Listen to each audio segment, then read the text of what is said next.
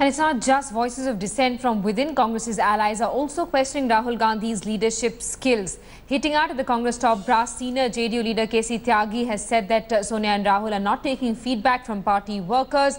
Speaking exclusively to India Today's Jugal Purohit, the senior JDU leader revealed that Nitish Kumar had approached the Assam Gana Parishad's Praful Kumar Mahanta and AIUDF's Badruddin Ajmal for stitching an alliance with the Congress in Assam. He says that both were ready for a tie-up, but Tarun Gogoi did not agree. 1977 में जब Mrs Gandhi चुनाव हारी थी और समूचे उत्तर भारत की सभी सीटें हार गई थी, तब भी कांग्रेस ऐसी स्थिति में नहीं थी जैसी में आज। चूंकि कांग्रेस के विकल्प की जो पार्टी थी जनता पार्टी, वो भी फॉर्मर कांग्रेसमैन की थी। जनता पार्टी गलती करती थी, उसका इमीडिएट फायदा कांग्रेस पार्टी को मिलता था। कांग्रेस पार्टी को 1952 के सिंड्रोम से निकलना पड़ेगा। कश्मीर से कन्याकुमारी तक, दिल्ली से सिक्किम तक, सब जगह उन्हीं का राज है, वही हाई कमांड है, उन्हीं के इशारे पे देश चलता है। There is no non Congress party in the country. मोहल्ले मोहल्ले की पार्टियां हैं and they are ruling in their own way. Nitish Kumar ji ने अपने प्रयासों से, अपने इनिशिएटिव से आसाम गण परिषद के अध्यक्ष श्री प्रफुल्ल कुमार महंता जी से बात की। बदरुद्दीन अजमल ऑफ यूडीएफ, उनको बुलाया। वो 25 सीटों पर कांग्रेस पार्टी के साथ तालमेल करने के लिए तैयार थे। Look at the arrogance of the chief minister mister Gogoi. Prashant Kishor गए उनकी मदद करने के लिए and he came back from Guwahati as a disappointed man. उनको लग रहा था कि हम अकेले जीतेंगे।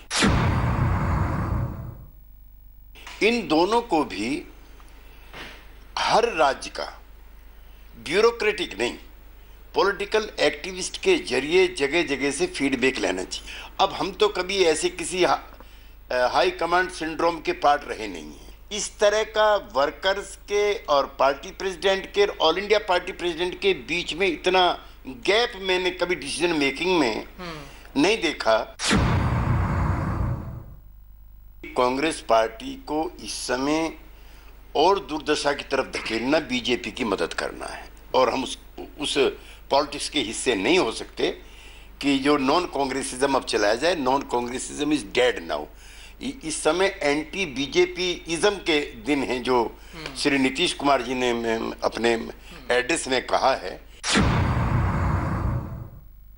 कांग्रेस पार्टी को ये भूल जाना चाहिए कि वो अकेले राज करेगी। अपने कांग्रेस के जो निकले हुए स्प्लिंटर ग्रुप है उनको लाओ, हमारे आरजेडी नेशनल कॉन्फ्रेंस, उनसे एक परफेक्ट अंडरस्टैंडिंग बना के चलिए। आप बीजेपी से सीखिए।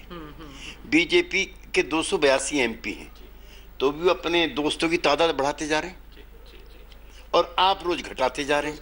और 1984 में 2 एमपी की पार्टी आज 282 की बन गई। कांग्रेस पार्टी को इस पॉलिटिक्स से सबक भी लेना चाहिए। Why do you think that he refused to meet you in spite of you approaching 14 times? I don't know the intent. I don't know. I can't attribute any motive to that. But what I'm saying is that, you see, if the central leader, your top leader, is not accessible to the state leaders, that means he has no connect with the cadre. If you see Rahul in parliament, the 6 people surrounded him, all are blue blood.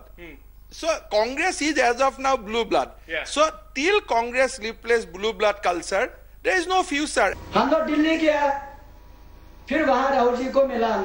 हम लोग को मिला तो बोलता क्या issue है, क्या problem है, करप्शन हुआ, तकलीफ है, जस्ट लीडर चेंज कर दो। हम लोग कांग्रेस में रहना मानता है, कांग्रेस के लीडर तो बोलता है वो लीडर चेंज नहीं होगा।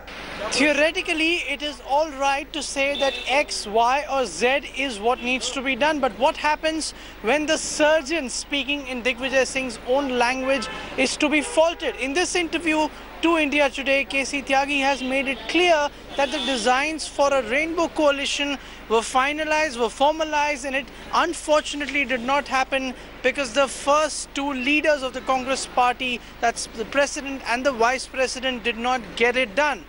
It'll be interesting to see just how the Congress party now goes about not just responding to him, but also rectifying its action, keeping the future in mind. With camera person Bipin Kumar in New Delhi, Jugal Purohit reporting for India Today.